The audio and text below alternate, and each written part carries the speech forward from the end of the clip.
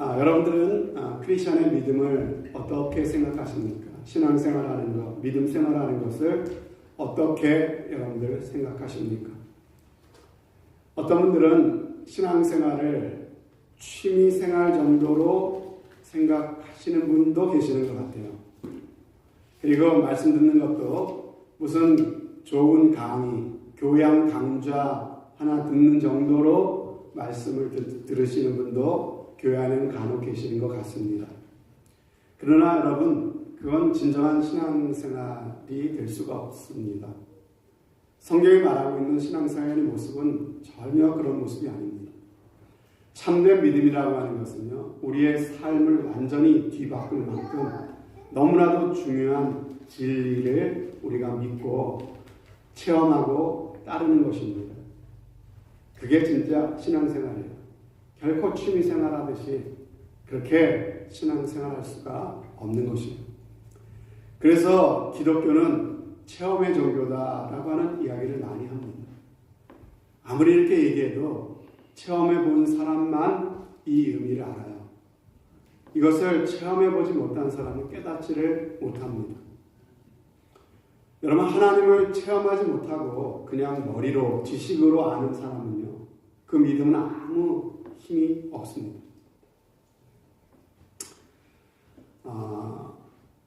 믿지 않는 철학자, 믿지 않는 과학자들 중에서도 하나님의 존재를 믿는 사람들이 더러 있어요. 아니, 하나님을 믿지도 않으면서 어떻게 하나님의 존재를 인정하냐? 여러분, 철학적으로, 과학적으로 계속 따지고 들고 또 따지고 들면 하나님이 안 계시다라고 믿는 것보다 하나님이 계시다고 믿는 것이 더 합리적이고 이성적인 순간이 온다고 해요. 그래서 정직하게 거기까지 탐구를 하고 연구한 사람들은 하나님이 계실 수도 있겠구나, 이렇게 믿는 철학자와 과학자들도 생겨나게 된다고 하는 거죠. 여러분, 하나님의 존재를 믿는다는 것과 참된 신앙을 갖는다는 것은 다른 것이에요. 성경에도 보면은 이렇게 말씀하셨죠. 귀신들도 하나님이 한 분인 것을 믿고 떤다, 이렇게 말씀하고 계세요. 귀신도 아는 거예요. 귀신도 하나님이 살아계십니다. 하나님이 계시다고 하는 것은 귀신들도 아는 거예요. 그렇지만 그 믿음은 결코 귀신들을 구원할 수도 없고 변화시킬 수도 없는 그런 믿음이죠. 그러므로 여러분, 그냥 머리로만 지식적으로만 하나님을 아는 것은요, 참된 믿음이 아니에요. 진정한 믿음은 뭡니까? 그러면요, 하나님의 살아계심을 나의 삶 가운데 실제로 경험하는 것입니다. 맛보는 것입니다. 체험하는 것입니다. 그래야 그 믿음이 힘이 있어요. 그래야 내 인생이 변화가 됩니다. 신앙생활을 그냥 취미생활하듯이 신앙생활하는 삶이 아니라 정말로 거듭난 신앙생활을 할 수 있게 되는 것이에요. 여러분은 예수 믿는다는 것이 얼마나 기쁜 일인지, 얼마나 그것이 복된 것인지, 예수 믿는 것이 정말 얼마나 좋은 것인지 여러분들은 아십니까? 그것을 정말로 알고 계십니까? 그냥 머리로 지식적으로 그렇다니까 그런가 보다라고 하는 게 아니라 여러분이 정말 예수 믿는 것이 이렇게 기쁘고 좋은 거구나, 이것을 한번 경험해 보셨느냐라고 하는 것이에요. 우리가 진정 거듭난 신앙생활을 하기 위해서는요, 이런 경험이 꼭 필요합니다. 그래서 시편 기자는 말하고 있습니다. 너희는 여호와의 선하심을 맛보아 알지어다. 저는 중학교 1학년 때부터 교회 다녔습니다. 학교 미션 스쿨을 가게 돼서 학교에서 교회 가서 주보를 갖고 오래요. 그게 숙제예요. 그래서 숙제하려고 교회를 처음 갔습니다. 근데 교회 가니까는 친구들도 있고, 그러니까는 교회를 꾸준하게 다녔어요. 교회 가면 친구들 만나는 게 좋고, 교회에서 학교 가면 남자밖에 없지 않습니까? 그냥 교회 가면 여학생들도 있고, 같이 모여서 이렇게 게임도 하고 활동도 하고 하는 게 재미도 있고, 그렇게 교회를 다녔습니다. 그런데 예수 믿는 기쁨, 신앙생활하는 진정한 그 즐거움은 몰랐죠. 그래서 저는 중학교 때 제가 당시에 침례교회를 처음 다녔는데 예수님을 주님으로 영접하겠냐 그래서 영접하겠다 그랬습니다. 그랬더니 저한테 침례를 받으라 그래서 침례를 받았습니다. 예수님을 주님이라고 믿는다고 고백하고 그렇게 세례를 받았는데 그런데도 내 마음속에는 아직까지 하나님에 대한 확신이 생기지 않았습니다. 그때까지 저는 믿지 않는 가정에서 자라면서 믿지 않는 가정을 통해서 저는 늘 머릿속에 이렇게 갖고 있었던 생각이 뭐냐면은 하나님이란 존재는 하나님이 우리 인간을 만든 게 아니라 우리 인간의 필요에 의해서 인간이 극복하기 어려운 문제 있지 않습니까? 죽음의 문제라든지 아니면은 어떤 병, 고통의 문제라든지 그러니까 인간이 극복할 수 없는 그 문제를 참 의지할 분이 필요하기 때문에 뭔가 풀 수 없는 인생의 문제들을 해결하기 위해서 인간이 만들어낸 존재가 하나님이 아닌가 저는 그렇게 생각하고 있었거든요. 이 생각이 쉽게 바뀌지를 않는 겁니다. 하나님이 과연 계신가?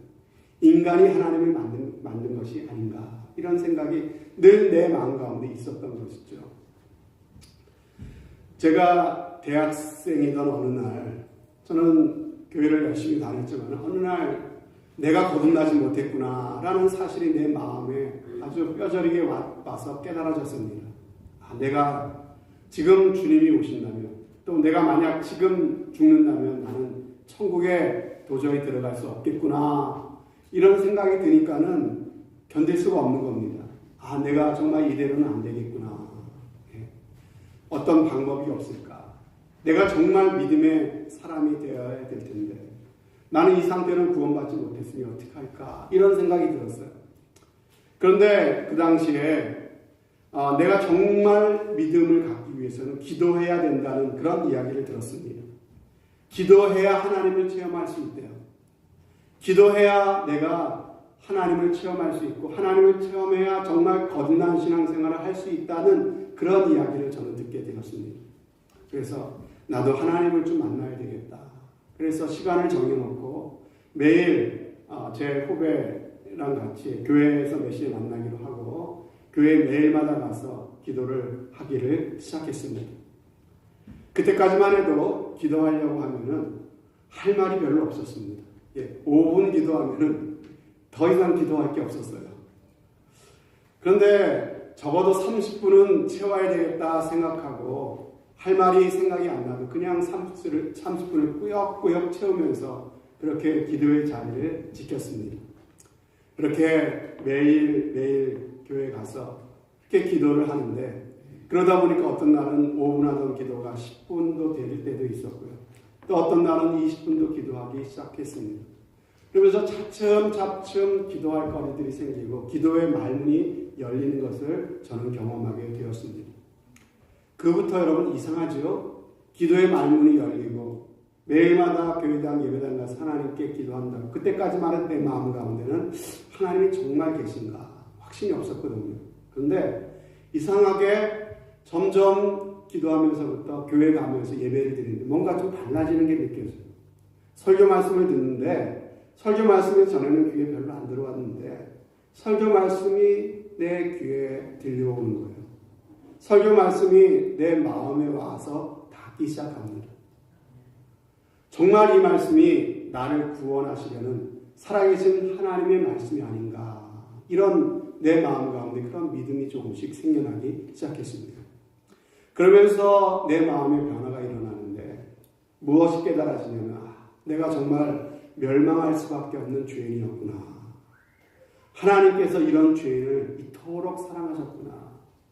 정말 이토록 사랑하셔서 하나님께서 그 독생자를 나를 위해 십자가에 희생시키셨구나. 그 예수님을 믿어야 구원받는다고 하는데 예수님만이 정말로 나의 죄를 대신하시고 나의 구주가 되실 수가 있는 분이구나. 이 사실이 비로소 내 마음 가운데 깨달아지고 믿어지기 시작했습니다. 이것이 믿어지기 시작하니까요. 또 교회 생활이 달라지더라고요. 교회 안에서 거듭난 하나님의 사람들이 있었어요. 그들과 믿음 안에서 나누는 영적인 교제의 기쁨을 비로소 그때부터 알기 시작하게 되었습니다. 전에는 그냥 교회 가면 형 누나들이었어요. 친구들이었어요. 그냥 그렇게 친하게 지냈습니다. 그런데 이제는 좀 달라진 게 뭐냐면 정말 주님 안에서 한 피바다 한 몸 이룬 형제요 자매들이구나라는 사실이 내 마음 가운데 깨달아지기 시작했어요. 주님 안에서 한 가족이구나. 그래서 정말 서로가 서로를 위해서 기도해주고 어려운 일이 있으면 같이 염려해주고 기쁜 일이 있으면 같이 즐거워해주고 그러면서 그러한 형제 자매들과 같이 있으면 시간 가는 줄도 모르고 믿음의 교제가 그렇게 좋고 기쁠 수가 없더라고요. 그것을 경험하기 시작합니다. 그러고 나서 말씀의 맛도 드디어 알기 시작합니다. 그렇게 어렵기만 하던 말씀이 은혜가 되기 시작합니다. 말씀이 달게 느껴지기 시작하는 거예요. 성경에 보면 주님의 말씀이 꿀송이보다 더 달다라는 말씀이 있는데 이 말씀이 그냥 하는 얘기겠거니 했는데요. 아 정말 그렇구나. 정말 이 말씀이 꿀송이보다 달구나. 이것이 무슨 의미인지가 깨달아지기 시작하는 것입니다. 조문도면 석사가히라고 하는 말이 있죠. 아침에 도를 들으면 저녁에 죽어도 여한이 없다라고 하는 말인데 여러분 세상의 이치를 알고 깨달아 가는 것도 이러한 만족과 즐거움이 있는데 여러분 하나님의 뜻을 알아가고 하나님을 깨달아가는 그 기쁨은요 경험해 본 사람들만 알 수가 있는 것입니다. 그러고 나니까는요 제 눈에 누가 들어오기 시작하면 교회 안에서 아직 믿음이 없는 사람 그리고 연약한 형제 자매들이 보여지기 시작하더라고요. 그들에게 자꾸 관심이 가요. 어떻게 하면 그들을 좀 도와줄까? 그들이 나처럼 참 하나님을 진짜로 믿는 사람이 어떻게 하면 되게 해줄 수 있을까? 하면서 그렇게 돕는 일을 시작했습니다. 그러면서 그러는 와중에 저번 교회에서 주일학교 학생들을 좀 담당해달까 하면서 중고등부 학생들 교사를 맡겼습니다. 방황하는 그 10대 어린 영혼들을 참으로 마음에 품고 기도하면서 섬기면서 그것이 그렇게 보람있고 하나님이 주시는 기쁨과 보람을 알게 되더라고요. 여러분 그렇습니다. 신앙생활은요 실제 그 기쁨과 능력을 경험해 보는 것이 중요합니다. 하나님의 말씀의 은혜, 기도하는 즐거움, 순종하는 자에게 보여주시는 하나님의 능력을 오늘 우리가 경험하게 된다면 우리의 삶은요 변화될 수밖에 없습니다. 그냥 취미생활 하듯이 교회 왔다 갔다 하는 그러한 삶을 우리는 도무지 살아갈 수가 없는 것이에요. 오늘 우리가 누가복음 5장 말씀을 읽었죠. 오늘 말씀에도 시몬 베드로가 처음으로 주님을 경험하게 된 사건입니다. 오늘 말씀은 그 본문입니다. 그러나 여러분 시몬 베드로가 예수님을 만난 것이 오늘 이 본문이 첫 번째가 아닙니다. 이날이 처음이 아니에요. 요한복음 1장에 보면요. 동생 안드레가 와보라 그래가지고 이미 따라가서 예수님을 만나 뵌 적이 있었어요. 근데 이 시몬 베드로는 아직까지 예수님을 아직 믿지를 못하고 따르지를 않고 있었습니다. 무슨 이유인지는 잘 모르지만 아마 이 베드로는 예수님을 따라가는 것에 별로 아직까지는 흥미를 못 느끼고 있었던 것 같습니다. 오늘 본문에도 보면요. 그는 밤새 그물질을 하고 한 마리도 고기를 잡지 못하고 배에서 빈 그물을 싣고 있었습니다. 그때 예수님께서 그 현장에 나타나신 것이죠. 그리고 하필이면 빈 그물을 싣고 있었던 이 베드로의 배에 올라타셨습니다. 그리고 예수님을 따라오던 많은 무리들을 향해서 그 배 위에서 말씀을 전하기 시작하시는 거예요. 여러분 그런데 보세요. 베드로는 이때 계속 무엇을 하고 있습니까? 예수님은 지금 배 저쪽에서 무리들에게 말씀을 전하고 계신데 이 한쪽에서 빈 그물을 싣고 있는 것입니다. 여러분 오늘도 우리가 그럴 수 있다는 거예요. 교회에 내가 와서 예배 참석해서 예배는 드리고 있지만 하나님의 말씀이 지금 내 마음에 와 닿지 않을 수도 있다는 것입니다. 내가 듣고 있기는 듣고 있지만 그 말씀이 내 삶에 어떤 영향을 미칠 만큼 깨달아지든지 들려오지 않을 수 있다는 것이에요. 지금 베드로의 상태가 딱 그 상태라고 하는 것이죠. 그런데 보십시오.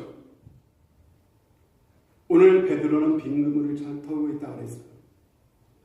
이 빈 그물을 털고 있는 베드로의 모습이 꼭 어쩌면 지금 나의 상황과 비슷할까? 이런 생각이 드시는 분은 안 계십니까?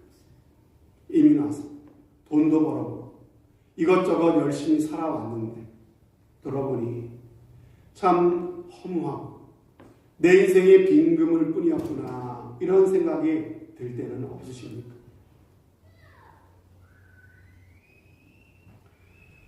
정말로 하나님께서 우리에게 주시는 영생의 길이 있는데 그 길을 우리가 바로 알고 바로 따라가면은 후회 없는 삶이 돼요. 근데 그것을 알지 못하면 우리 인간의 욕심을 따라서 세상 사람들이 사는 방식대로 살아갈 수밖에 없어요. 그 결론은 뭘까요? 그 결론은 빈 그물일 수밖에 없어요. 모든 것이 헛되고 헛되니 헛되고 헛되도다. 허무한 인생이 될 수밖에 없고요. 후회하는 삶이 될 수밖에 없습니다. 성경에 나오는 가장 비극적인 장면 중에 하나가 마태복음 7장에 나옵니다. 마지막 심판 때 앞에서 주님 앞에 많은 사람들이 나와서 이렇게 이야기를 합니다. 주님, 저는 주님의 이름으로 귀신을 내쫓았습니다. 저는 주의 이름으로 선지자 노릇했습니다. 저는 주님의 이름으로 병자를 고쳤습니다. 모든 사람들이 자신과 주님과 관계가 있다고, 그러니 나를 그 천국에 들여보내달라고 이렇게 이야기를 하는 것이죠. 그런데 주님은 냉철하게 이렇게 말씀하십니다. 이 불법을 행한 자들아, 나는 너희를 도무지 알지 못한다. 이렇게 말씀하세요. 저는 오늘 여러분들에게 중대한 질문을 던지고 싶습니다. 하나님께서 과연 여러분을 아십니까? 내가 하나님을 아는가? 이 질문보다 훨씬 더 중요하고 심각한 질문은 바로 정말 하나님이 나를 아시는가? 그분이 나를 그분의 자녀로 아시는가? 이것이 중요합니다. 정말 하나님께서 여러분을 자녀로 알고 계십니까? 그것이 분명하십니까? 그것이 분명하지 않다면 오늘 우리는요, 어떻게든 그것을 해결하고 그리고 살아가야 됩니다. 그 문제를 해결하고 우리는 신앙생활을 해야 된다고 하는 거예요. 그렇다면 어떻게 해야 하나님과 바른 관계를 맺을 수가 있습니까? 어떻게 하나님이 나를 그분의 자녀라고 그렇게 여기신다는 것을 내가 확신하고 살아갈 수 있습니까? 여기에 중요한 힌트가 있어요. 그것은 하나님과의 관계는 하나님의 말씀과 내가 어떠한 관계를 가집니까? 말씀과의 관계가 곧 하나님과의 관계인 것을 성경은 말씀해주고 있다는 거예요. 주님이 내가 너를 모른다라고 말씀하셨던 이 말씀의 전후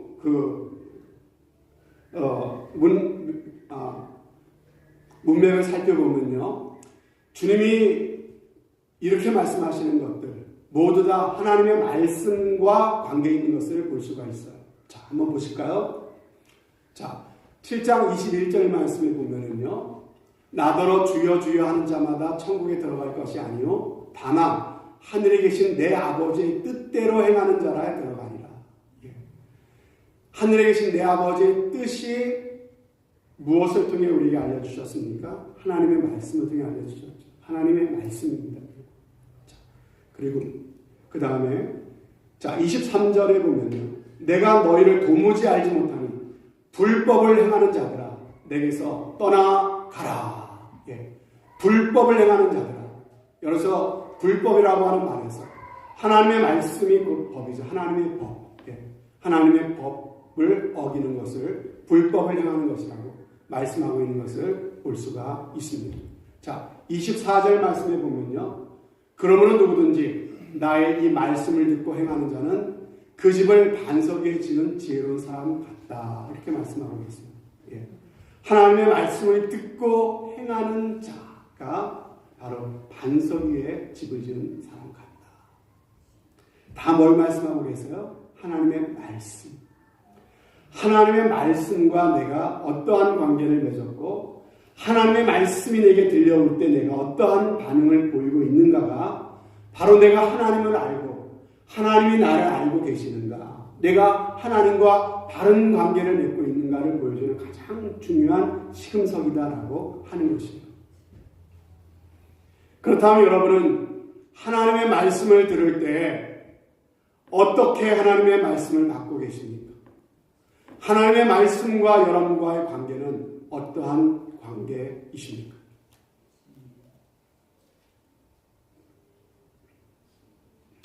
자, 오늘 본문에 의하면 베드로의 인생에 그가 참으로 변화될 수 있는 너무나 중요한 기회가 지금 찾아온 거죠. 어떻게 해서 그 기회가 찾아왔습니까?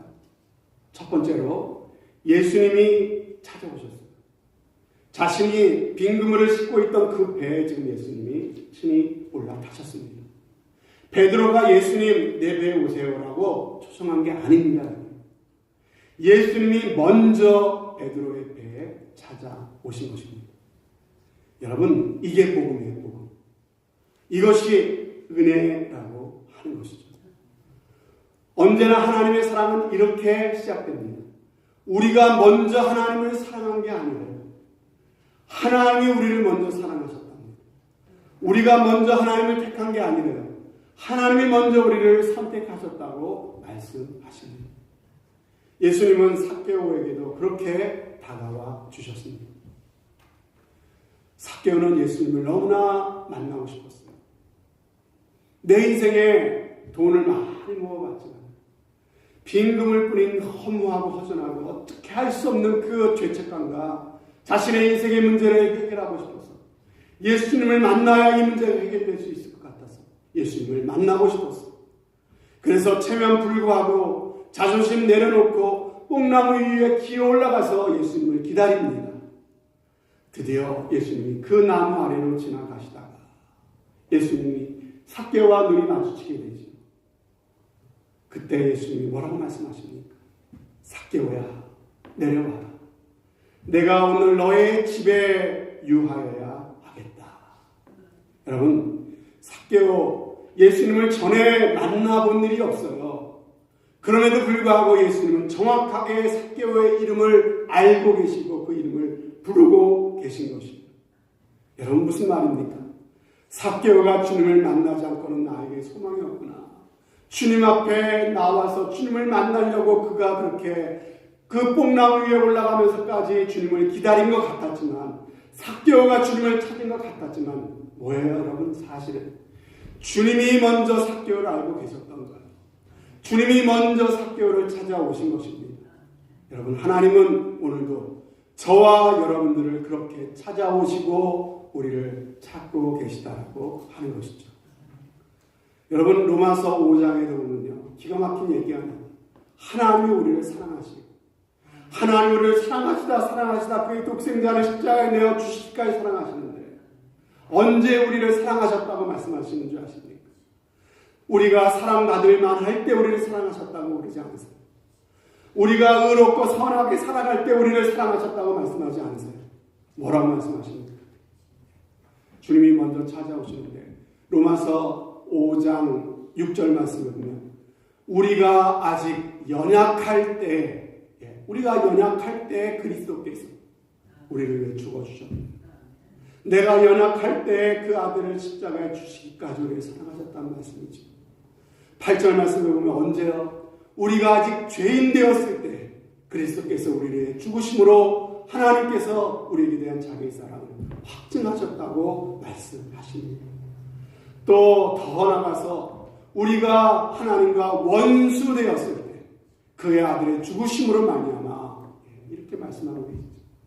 우리가 연약할 때, 우리가 아직 죄인 되었을 때, 우리가 하나님과 원수 되었을 때 하나님께서 이런 우리를 있는 모습 그대로 사랑하시기로 작정하셨고 우리에게 먼저 찾아오셨고 우리를 위해 그의 아들 독생자를 십자가에 아낌없이 먼저 내어주셨다고 말씀하고 계신 것입니다. 자, 이렇게 베드로를 찾아오신 예수님께서 배에 오르셔서 수많은 무리를 가르치다가 베드로를 향해서 드디어 말씀을 하십니다. 깊은 데로 가서 그물을 내려 고기를 잡으라고 말씀하시죠. 여러분, 중요한 것은 예수님께서 베드로에게 개인적으로 직접 말씀하기 시작하셨다는 겁니다. 지금까지는 베드로는 그물을 지치면서 예수님이 무리에게 하시는 말씀을 듣고는 있었어요. 그 말씀은 그냥 무리들에게 하시는 그냥 말씀이었지 내게 해주시는 하나님의 말씀으로는 들려지지를 않았습니다. 그런데 이제 주님은 베드로에게 직접 개인적으로 말씀하시기 시작하시는 것입니다. 여러분은 어떠세요? 여러분은 하나님의 말씀이 내게 찾아오셔서 내게 해주시는 하나님의 말씀으로 들려주십니까? 여러분, 이게 중요해요. 단 한마디라도 상관없습니다. 말씀이 나에게 들려지고 이 말씀에 내가 반응함으로써 여러분, 하나님과의 관계는 그것으로 맺어지게 되는 것입니다. 사랑하는 여러분, 하나님을 만난다고 하면 뭐 이상한 걸 생각하시는데 다른 게 아닙니다. 하나님 말씀을 통해 하나님은 나를 찾아오시는 것입니다. 말씀을 통해 하나님의 뜻을 깨닫는 것이 바로 하나님을 만나는 거예요.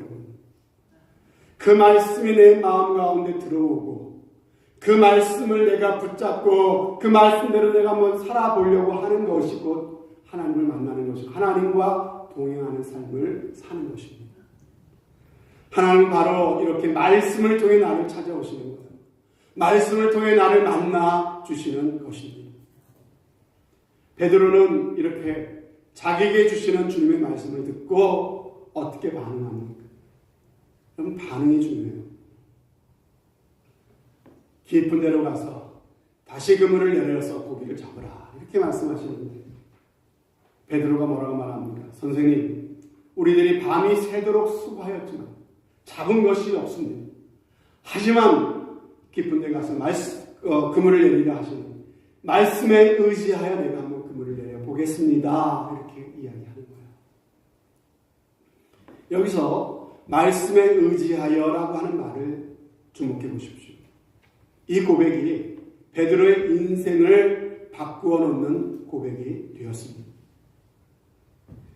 여러분, 베드로가 그물을 찢다가 다시 그 그물을 챙겨서 배를 저 깊은 곳으로 갈 때 거기 가서 그물을 내리면 고기가 이번에는 많이 잡히리라는 확신이 있었을까요? 없었을까요?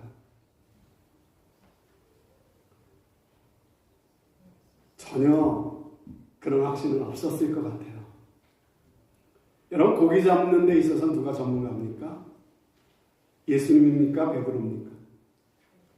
베드로는 갈릴리 바다에서 잔뼈가 굵은 현직 어부예요. 근데 예수님은 누굽니까? 전직 목수입니다. 그렇죠? 전직 목수가 현직 어부에게 고기 잡는데 이렇게 해라고 훈수 두는 거죠. 여러분, 그 말씀을 따라서 가서 그물을 내리면 고기가 많이 잡히려나 확신이 아직 베드로에게 없어요, 여러분. 그런데 범상치 않은 그 예수라는 분이 우리에게 말씀하시는 걸 보니까 범상치 않은 분이에요. 그분이 그렇게 명하신 혹시 하는 마음으로 한번 가서 던져보는 것이죠. 이것을 저는 순종하는 믿음이라고 이야기하고 싶습니다. 지난주에 이어서 다시 한번 말씀드립니다. 순종하는 믿음. 여러분, 하나님이 하시는 말씀이 꼭 내 생각과 일치하는 것이 아닙니다. 내 생각과 다를 때가 너무나 많아요. 여러분, 이 말씀대로 하면 반드시 그렇게 될 거라는 확신이 있어서 순종할 수도 있겠죠. 하지만 그렇지 않을 때가 훨씬 더 많다고요. 여러분, 이렇게 해도 안 될 것 같을 때가 더 많아요. 여러분. 하지만 확신은 없지만 주님이 말씀하시니까, 성경에 그렇게 하라고 되어 있으니까, 이것이 하나님의 말씀이라고들 하니까 혹시 하는 마음에 그 말씀대로 한번 해보는 것, 그것이 바로 순종하는 믿음이라고 말씀드리고 싶습니다. 주님을 만나고 싶은데, 주님을 체험하고 싶은데, 거듭난 신앙생활을 하려면 하나님을 만나려면 기도해야 된다. 저는 아직 하나님이 살아계신 것을 내 마음에 확신하지 못했습니다. 하나님을 만나려면 기도해야 된다니까 기도를 시작했습니다. 확신되지 않은 그 존재 앞에 매일 시간을 정해놓고 기도하기 시작했습니다. 그것이 주님을 만나는 첫걸음이 된 것입니다. 여러분, 이것이 중요해요. 사람들은 체험이 있어야 내가 믿겠다고 말하는 사람들이 많습니다. 하나님이 눈에 좀 보이든지, 나한테 무슨 기적을 보여주든지, 내가 부인할 수 없는 방식으로 내게 그분이 살아계신 증거를 보여주시면 내가 화끈하게 믿어드리겠다고 이렇게 이야기하는 사람들이 있어요. 그러나 순서가 잘못된 거예요. 순서. 여러분, 체험은 그냥 오지 않습니다. 믿음이 먼저입니다. 무슨 믿음? 순종하는 믿음이 먼저입니다. 말씀대로 해보는 믿음이요. 그때 하나님의 살아계신 증거를 볼 수 있게 된다는 것이죠. 그리고 그 체험이 바로 우리를 확신하는 믿음의 단계로 우리를 이끌어준다라고 하는 것입니다. 보세요. 오늘 베드로는 확신은 없었지만 하나님의 말씀에 의지하여 말씀대로 한즉 어떻게 되었습니까? 그물이 찢어질 정도의 그러한 많은 고기를 잡게 되는 것이죠. 하나님의 능력과 기적을 경험하게 된 것입니다. 여러분, 상식에 의지하여, 경험에 의지하여가 아닙니다. 그렇게 했다면 여전히 빈 그물이었을 거예요. 하지만 말씀에 의지하여 그물을 내렸더니 그물 가득히 고기가 잡혔다라고 하는 것이죠. 여러분, 베드로는 평생 갈릴리에서 고기를 잡아온 사람이에요. 지금 이 그물 가득히 고기가 잡힌 일이 무슨 의미인지를 이 베드로는 너무나 똑똑히 알 수 있었어요. 어떻게 이런 일이 일어날 수 있지? 저 나에게 깊은 곳에 가서 그물을 내리라 하신 저분은 이 갈릴리 바다 밑바닥에 있는 물고기들을 저 한 자리에 모아놓을 수 있는 분이 아닐까. 바다 물고기까지라도 명하면은 그렇게 순종할 수밖에 없는 그분. 그분은 바로 천지 만물을 창조하시고 다스리시는 전능자 하나님이 아닐까. 베드로는 그 사실을 깨닫게 되는 것이죠. 베드로는 그때부터 그 인생이 변화되는 것이죠. 비로소 그 예수 앞에 와서 무릎을 꿇습니다. 그래서 5장 8절 말씀을 보면 뭐라고 말합니까? 주여 나를 떠나소서. 나는 죄인이로소이다. 이때 주님은 베드로에게 말씀하십니다. 두려워하지 말라. 이제부로는 네가 사람을 취하리라. 이 말씀 앞에 그는 배와 그물을 다 버려두고 예수님을 따르게 되는 것이죠. 특별히 오늘 본문에 나타난 베드로의 변화가 세 가지 부분에서 나타나고 있습니다. 첫째는 베드로가 예수님을 부르는 호칭의 변화예요. 처음에는 선생이여, 랍비여라고 말했는데 이제는 주여라고 말하고 있죠. 주여 나를 떠나소서. 두 번째 변화는 자신의 죄에 대한 고백입니다. 기적을 체험한 베드로는 기뻐하기보다 두려워하고 있어요. 나를 떠나소서, 나는 죄인입니다. 여러분, 누가 은혜 받은 사람입니까? 은혜 받았다고 하는 기준 분명해요. 내 죄를 깨닫는 거예요. 여러분. 전에는 다 환경 탓이었어요. 다 남 탓이었습니다. 여러분. 그런데 은혜를 받고 나니까는 바뀌어지는 거예요. 바로 누가 문제였어요? 저 인간의 문제가 아니라 바로 내가 문제였던 거예요. 이게 은혜 받은 사람의 특징이에요. 바로 모든 것이 내 탓이었구나. 나의 부족을 깨닫기 시작하더라고 하는 것이죠. 세 번째로 생의 목적의 변화가 되는 것이죠. 고기를 잡기 위해 살던 사람이, 먹고 살기 위해 살던 사람이 이제는 사명을 쫓는 사람을 낳는 어부가 된 것입니다.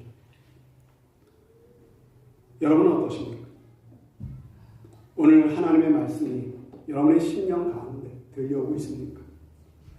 그 말씀을 의지하여 살아가고 계십니까? 예수님을 믿은 후에 여러분의 인생에 변화가 있으셨습니까? 여러분, 하나님의 말씀을 다시 한번 들어보십시오. 그냥 누구에게나 주시는 일반적인 말씀이 아니라 오늘도 정말 나 같은 죄인을 사랑하셔서 나에게 찾아오셔서 나에게 주시는 하나님의 권면으로 이 말씀이 들려지시기를 바랍니다. 말씀을 읽어도 말씀을 들어도 하나님의 뜻이 깨달아지지 않고 하나님의 음성으로 들려지지 않는 이유가 뭡니까? 여러분, 내가 하나님의 말씀을 진실로 듣고자 하는 마음이 부족한 것 아닙니까? 혹시나 내 마음과 내 생각 이미 세상적인 것, 육신적으로 꽉 차 있기 때문에 하나님이 무슨 말씀을 하셔도 내 뜻대로 하려고만 하지 하나님의 뜻대로 하려고 하는 마음이 내 마음 가운데 없는 것은 아닙니까? 그러면 주님의 말씀이 들려지지 않는 것이죠. 그리고 이미 여러 번 말씀해 주셨지만 내가 그 말씀에 전혀 반응하지 않았기 때문에 전혀 순종하지 않고 살아왔기 때문에 더 이상 주님이 내게 말씀하지 못하고 계시는 것은 아닙니까? 저는 우리 사랑하는 유마하님교회 성도 여러분들은 정말 확신 있는 신앙생활을 하시기를 바랍니다. 거듭나지 못한 삶이 아니라 하나님의 살아 역사하심을 진실로 믿고 체험한 확신 있는 성도들이 꼭 되시기를 바랍니다. 체험이 있어야 내가 믿겠다라는 태도가 있었다면 그 태도가 순서가 틀렸구나라는 사실을 깨달으시고 여러분 지난주에 말씀드렸죠. 귀신 들린 아들을 예수님께 데리고 와서 할 수 있거든 했다가 이렇게 책망을 듣고 주여 내가 믿나이다. 나의 믿음 없는 것을 도와주소서. 주여 내가 믿나이다. 내가 믿으니까 나에게 믿음을 주옵소서. 앞에 믿음은 순종하는 믿음이 먼저였다는 사실을 깨닫고 말씀대로 한번 해보시는 귀한 은혜가 있으시기를 바랍니다. 그것이 오늘 내 경험과 다르고 아직은 확신이 없을지 모르지만 말씀에 의지하여 내가 그물을 내리리다 했던 베드로의 고백입니다. 말씀에 의지하여 이 고백이 이 한 주간 저와 여러분들의 고백이 되어서 살아 역사하시는 하나님의 능력과 하나님의 은혜가 경험되어지고 체험되어져서 정말 확신 있는 삶, 거듭난 신앙생활 하시는 저와 여러분들 다 되시기를 주님의 이름으로 축원드립니다. 아멘. 하나님 아버지